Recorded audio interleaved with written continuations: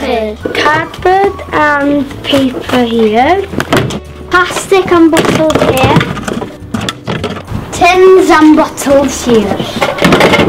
And you'll be ready. I'm a mother of 4 children. My twins are 11 months old.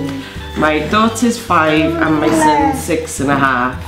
And we use the nappy refuse collection.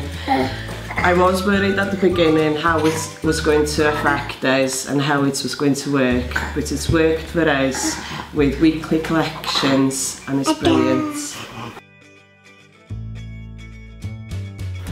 We've been using the small brown bin for food waste for years now, and it works for us with it going every week, and it helps the environment too.